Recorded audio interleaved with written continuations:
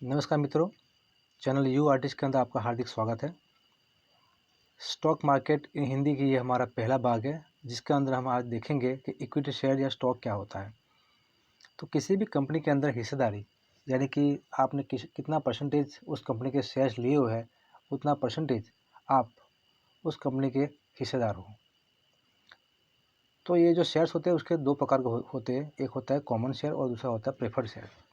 पहले डिबेंचर्स भी हुआ करते थे, आजकल कंपनियां चालाक हो चुकी है और डिबेंचर्स देती नहीं है वो, क्योंकि डिबेंचर्स के अंदर ऐसा होता था कि चाहे कंपनी घाटे में हो चाहे कंपनी फ़ायदे में हो, लेकिन एक निश्चित ब्याज उसको देना पड़ता था।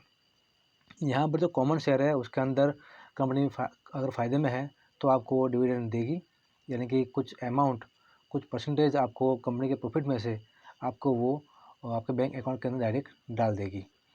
प्रेफर्ड शेयर्स वो होता है जो कि कंपनी चाहे फ़ायदे में हो चाहे घाटे में हो, लेकिन आपको एक निश्चित ब्याज, आपको निश्चित डिविडेंड आपको दिया जाएगा।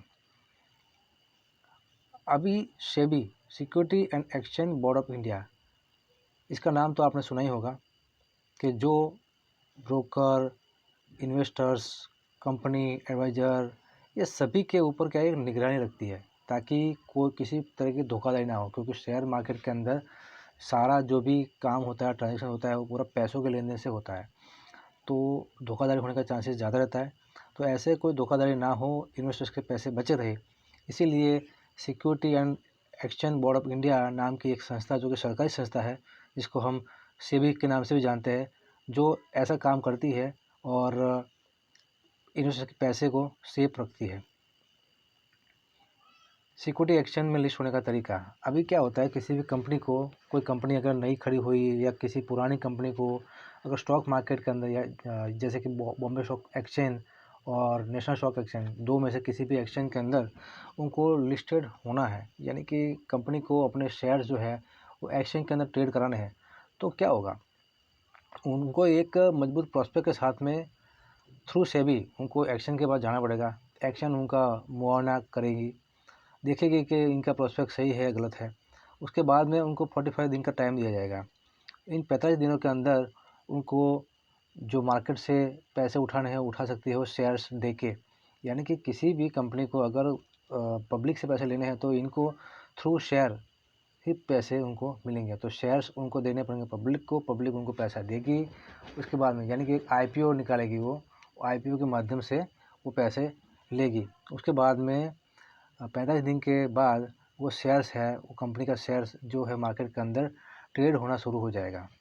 तो ये होता है तरीका किसी भी कंपनी का सिक्योरिटी एक्शन के अंदर लिस्ट होने का। तो सभी अभी जो एक्शन है वो सीधे आपको शेयर प्रोवाइड नहीं कराते हैं, तो आपको किसी ब्रोकर की ज़रूरत पड़ती है।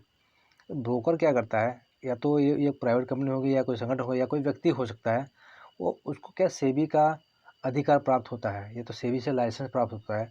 वो आपको कुछ चार्जेस लेकर आपको एक्शन के साथ जोड़ता है और आपको ट्रेडिंग कराता है। और ट्रेडिंग प्लेटफॉर्म, पहले के ज़माने में क्या होता था कि डायरेक्ट कंपनी से या शेयर परचेस कर सकते थे, आजकल थ्रू ब्रोकर आपको शेयर परचेस करने पड़ते हैं ऑनलाइन। तो ये ऑनलाइन और ऑफलाइन दोनों होता है, या तो आप फ़ोन के थ्रू ब्रोकर से फ़ोन कीजिए, ब्रोकर आपके बिहाफ के ऊपर एक्सचेंज के अंदर ऑर्डर लगा देगा, या तो ऑनलाइन आप खुद भी ट्रेड कर सकते हैं। आपके पास में ब्रोकर आपको कोई एप्लीकेशन दे सकता है या कोई सॉफ्टवेयर आपको कंप्यूटर के अंदर आपको डालना पड़ता है, उसके बाद में उसका उस सॉफ्टवेयर के थ्रू आप एक्सचेंज के अंदर ट्रेडिंग कर सकते हैं। तो ये तरीके होते हैं ट्रेडिंग करने के। अभी आपके पास में सेविंग अकाउंट है, आपने क्या किया, सेविंग अकाउंट से पैसे डीमैट अकाउंट में ट्रांसफ़र किए। ट्रेडिंग अकाउंट के अंदर आपने अपने पैसे से ट्रेडिंग करना शुरू किया। आपको कोई एक केवाईसी फिलअप करनी पड़ती है। जो केवाईसी जो होती है वो इनकम टैक्स डिपार्टमेंट के अंदर आपके डिपॉजिटरी पार्टिसिपेंट डिपॉजिटरी के साथ में, और जितनी भी संस्थाएं इसके साथ में जुड़ी हुई है वो सभी के साथ में वो आपकी केवाईसी अपडेट हो जाती है। जो आपने ट्रेडिंग अकाउंट से आपने कुछ पैसे हैं वो ब्रोकर के थ्रू आपने एक्सचेंज के अंदर ऑर्डर लगाया, वो आपको कंपनी के आपको शेयर मिल गए और शेयर सीधे आपके डिबिट अकाउंट के अंदर चढ़ जाते हैं और आपके डिपॉजिटरी के अंदर भी वो नोट हो जाते हैं कि आपके पास इतने शेयर्स है। वैसे ही सेम आप बेचने जाते हो तभी भी आपके जो डिमैट अकाउंट से शेयर है उसको ऑर्डर लगाते हो तो वो शेयर बिक जाते हैं और आपके पैसे जो है वो सीधे डीमैट अकाउंट में ट्रांसफ़र हो जाते हैं। तो ये होता है तरीका। अभी के मान लीजिए कि आप XYZ ब्रोकर के साथ आपका डीमैट अकाउंट है और आप वहाँ पर ट्रेड कर रहे हैं। तो मैंने आपको बता दिया कि सेविंग अकाउंट के थ्रू आपका डीमैट और ट्रेडिंग अकाउंट के पैसे जाएंगे, वहाँ से सीधे आप ब्रोकर के मार्फत आपको किसी कंपनी के शेयर आपको परचेस करने पड़ेंगे और आपको डिपॉजिटरी पार्टिसिपेंट आपका ब्रोकर हो गया और आपका जो पूरा होल्डिंग है आपका डीमैट अकाउंट के अंदर रहता है। NSDL और CDSL ये आपके डिपॉजिटरी है, यानी कि वहाँ पर आपके जितने भी शेयर्स है जो लिए आपके डीमैट के अंदर आ गए उसका लेखा जोखा वहाँ पर आपका रहता है। तो डीमैट अकाउंट जब भी आप खोलने के लिए आप जाते हो तो आपने हमेशा कंपेयर करना पड़ेगा आपको कि कौन सा ब्रोकर ज़्यादा अच्छा है, क्योंकि आजकल मार्केट के अंदर इतने सारे ब्रोकर हो गए कि कंपेयर करना बहुत ज़रूरी हो गया है, क्योंकि ब्रोकरेज किसी का ज़्यादा है किसी का कम है, कोई हिडन चार्जेस भी होते हैं वो लगाते हैं, सर्विस कैसी है वो भी देखना पड़ता है, सपोर्ट दे रहे कि नहीं दे रहे, और मोबाइल एप्लीकेशन है उसकी तो कैसी वर्क कर रही है, ट्रेडिंग प्लेटफॉर्म उसका कैसा है। सारी चीज़ों को कंपेयर करने के बाद में आपको कोई सूटेबल ब्रोकर से आप अपना अकाउंट खोलें। अभी पूरी दुनिया के अंदर सिक्योरिटी एक्सचेंज है, यानी कि शेयर मार्केट की ट्रेडिंग होती है, तो इनके भी कुछ टाइमिंग्स हैं, वो हमें जानने बहुत ज़रूरी है। क्योंकि टाइमिंग जानना इसलिए ज़रूरी है क्योंकि हमारा इंडिया का जब मार्केट खुलता है तो उस टाइम में बाकी मार्केट की जो इम्पैक्ट है, असर है, वो हमारे इंडियन मार्केट के ऊपर भी पड़ती है। तो हमारे को कौन सा मार्केट कब खुलता है और कब बंद होता है वो जानना बहुत ज़रूरी है।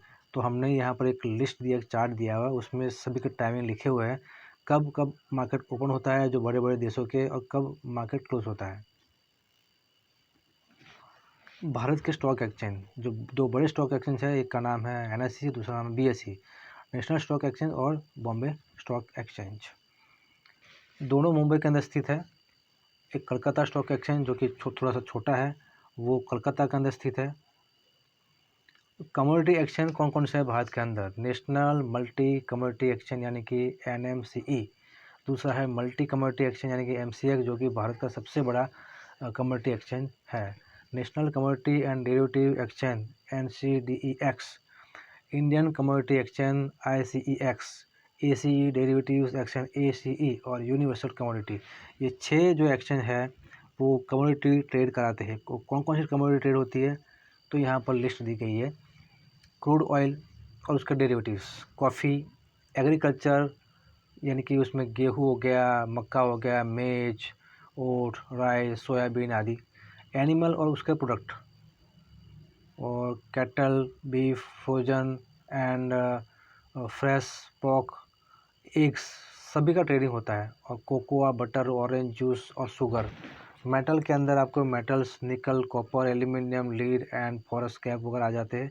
प्रीशियस मेटल यानी कि सोना, चांदी, प्लेटिनम वगैरह आती है। उसके बाद प्लास्टिक, नेचुरल गैस और बायोफ्यूल्स, ये सभी जितने भी कमोडिटीज है वो सभी के सभी इन 6 एक्सचेंज के अंदर ट्रेड होती है। डिपोजरी और डिपोजरी पार्टिसिपेंट क्या चीज़ है? डिपोजरी पार्टिसिपेंट या तो आपका ब्रोकर हो सकता है या कोई बैंक हो सकती है जिसके अंदर आपका डीमैट अकाउंट खुला होता है। और डिपोजरी कौन होती है तो ये NSDL और CDSL दो भारत की डिपोजरी का काम करते हैं। नेशनल सिक्योरिटी डिपोजरी लिमिटेड और सेंट्रल डिपोजरी सिक्योरिटी लिमिटेड, ये दोनों क्या करते हैं, आपके जो शेयर्स है वो इनके पास में लेखा जोखा रहता है। यानी कि कभी ब्रोकर क्या है कि कोई आपको धोखाधड़ी ना दे दे, इसीलिए ब्रोकर के पास में सिर्फ डीमैट अकाउंट रहता है, लेकिन उसका लेखा जोखा जो आपको शेयर्स, कंपनी के शेयर्स जो बिक के और लेके आपने अपने अकाउंट में रखे हुए हैं, तो वो इसका लेखा जोखा इन डिपोजरी के पास में रहेगा, ताकि ब्रोकर आपको कोई धोखाधड़ी ना कर पाए। और ये दोनों जो संस्थाएं हैं वो सरकारी संस्था है। अभी आता है सेंसेक्स और निफ्टी, बहुत ही कॉमन वर्ड है, आपने हर जगह देखा होगा कि सेंसेक्स गिर गया, निफ्टी ऊपर चढ़ गया, ऐसी चीज़ें आपने देखी होगी। ये होता क्या है? तो जो निफ्टी होता है वो नेशनल 50 यानी कि जो भारत की सबसे टॉप 50 कंपनियां हैं उनका ये सूचकांक है नेशनल स्टॉक एक्सचेंज का, तो इसको हम निफ्टी 50 बोलते हैं। दूसरा है सेंसेक्स, उसको हम सेंसिटिव इंडेक्स बोलते हैं, जो कि भारत की सबसे टॉप 30 कंपनियां हैं जो कि बॉम्बे स्टॉक एक्सचेंज के अंदर ट्रेड होती है, उसका ये सूचकांक है। तो दोनों चीज़ें बहुत ही इंपॉर्टेंट है, हमने ट्रेडिंग यहाँ से ही करना है। तो दोस्तों आज की वीडियो के अंदर इतना ही। अगर आपको पसंद आया हो और आपको अच्छा लगा हमारी जानकारी तो प्लीज़ शेयर कीजिए हमारे वीडियो को, लाइक कीजिए और सब्सक्राइब कीजिए हमारे चैनल को। Thanks for watching.